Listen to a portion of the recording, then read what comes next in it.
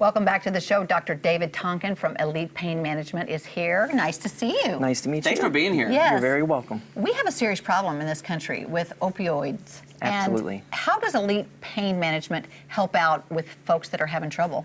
Sure. Well, there's two things. Number one, people have pain management problems, and in Elite Pain Management, we actually do a full physical examination, try to find the pathology and what's causing the pain. We try to fix it. Other than that, we do prescribe responsibly opioids if we need to. But there is a huge problem with the opioids these days. Everybody knows everything on the television is an opioid epidemic. So yeah, there's some major league problems here. Yeah, no, we know that people have real pain issues. Right. How is it that people, you come in for the pain, you get the medication, they might become addicted to it. Right. How do you keep them from being addicted to it? Is there any kind of treatment that you do to say, hey, we're going to taper you off, or do they come in for multiple prescriptions? Sure. Yeah. In the last 20 years, the FDA, the CDC, everybody's always said treat the pain, no matter what. It was a fifth vital sign. Now they're all backing off the government saying, hey, we made a mistake, and now there's a problem. So now a lot of the physicians, the family practitioners and things are saying, I don't want to write any more prescriptions because now they're prosecuting doctors for overprescribing. So now we have a bunch of doctors that are referring out and saying we're done with it. Well, they leave the patient kind of in a conundrum. What are they going to do?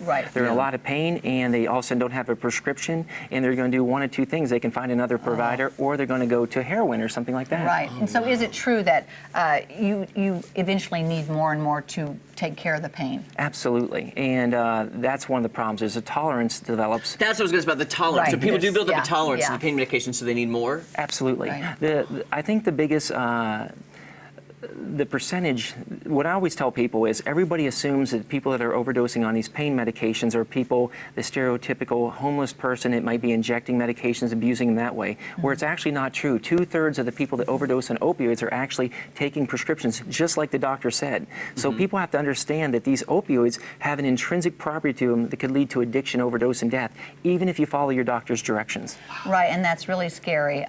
So you're saying that because these doctors, that's all they know to do, prescribe the pain medication, that they just want to back off because they know that these folks are going to need more over time. So that's where you come in.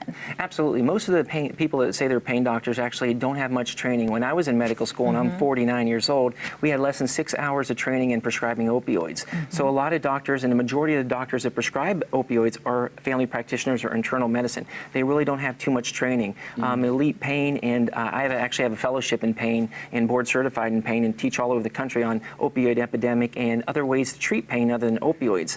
So the problem is you have a bunch of people that aren't really trained on it. It's not their fault. And the other problem is a lot of doctors these days, they have to see so many patients per day. They have 10 minutes to see the patient. They have to take care of their diabetes, high blood pressure, and things like that. And all the patient wants to talk about is their pain problems. So the doctor just refills or increases their pain medicine. Before you know, there's a problem. Right. Yeah. How often are teenagers experimenting with opioids? All the time. When I was a young lad, we used to get in our parents' alcohol. Oh yeah, yeah. Now they're getting into their pill, the medicine cabinet and things like that. At Elite Pain, we make sure that every patient has a safe. They have to prove that they have the safe to us. That makes sense. And we have it locked up. They're only allowed to take out 1 day supply of medication at a time. We never replace medications early if they're stolen or lost or anything like that. Right. Do these kids know exactly what to look for? Absolutely. And they really sometimes, it's not just like adolescents, but anybody, they are having these parties where they're just throwing a bunch of pills in there. They really don't know what they're taking. Right. And they're having these little pill parties. That's what's scary about it. Absolutely. Now, doctor, are you very good at detecting if somebody's coming in for the wrong reason? Like, can you tell, you've been doing this a while, like if they come in for a certain amount of pain? Exactly. But, the symptoms you ask about, and they're like, well, this sounds suspicious to me, you don't want to give them too much. Absolutely. So when all of our doctors are trained, and number one is look at how much narcotics are they taking, another, what kind of sedating medications are they taking also.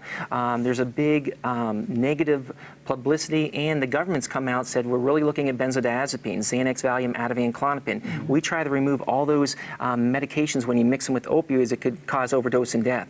So we're very cognizant of the interactions between medications. Dr. Tonkin, let's tell everybody where you're located so that they can get a hold of you if they need your services. Where can Absolutely. they find you? Well, they can see us in Myrtle Beach, South Carolina. Yeah, okay, awesome. go there. Exactly. Enjoy that. We're actually in Springfield. We're on East Primrose. We're kind of catty corner to Kickapoo Hospital, not hospital. High school? High school. There we go, yeah. And they can join us anytime. There's the 417-848-0167 is our phone number. Awesome. And you can find us on the internet. Thanks for what you're doing. Doc. You're very welcome. Appreciate it. Yeah, we need that. All right, up next, Wild Animal Safari is here with a cute little frog named Dumpy. Oh, how We'll be sweet. right back.